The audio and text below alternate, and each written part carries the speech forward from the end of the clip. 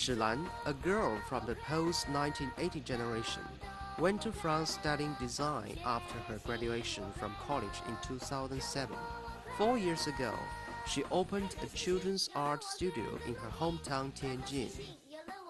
Children aged 4.5 to 12 can learn sculpturing, engraving, dyeing, and printing, etc. from her. In today's class, Shi Lan teaches the kids how to absorb patterns formed in water by Chinese painting pigments on rice paper. This exercise enables the youngsters to learn the characteristics of rice paper. And rice paper is one fantastic art piece of China. First, I show them the rice paper and ink, and how rice paper is made. Then we'll play a game so everyone can learn more about the paper, as well the 5 shades of ink.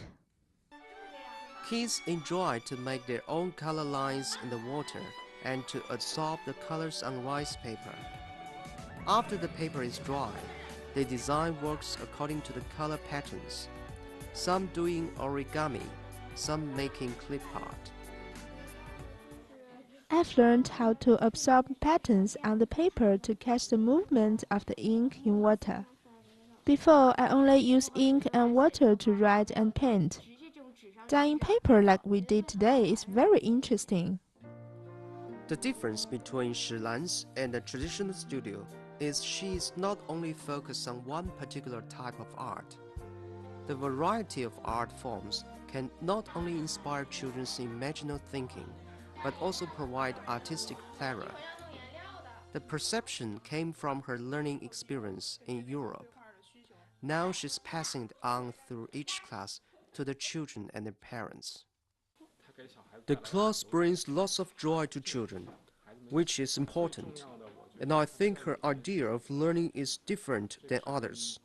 For example, things here are really not the same comparing to a traditional art school.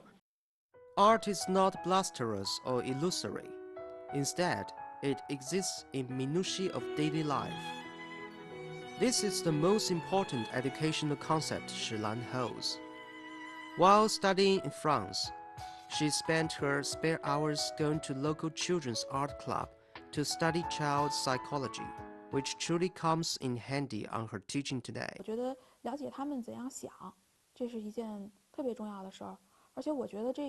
Knowing what children think is very important.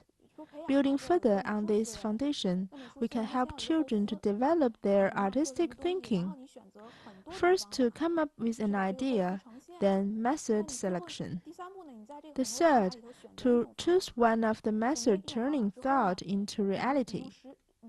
During the process, constant assessing and modifying are essential. Adjusting mirrors to local conditions is a very common educational method in Europe.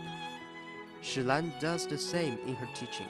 She takes the children to museums and bakery classes, so they could experience firsthand the fascination and fun of art. To Shi Lan, art should be creative and enjoyable, and children ought to be happy and carefree. She hopes in the future her studio could focus more on the development of public courses and the innovation on art forms, offering chances to more children in China to experience different ways of art learning. TJTV World.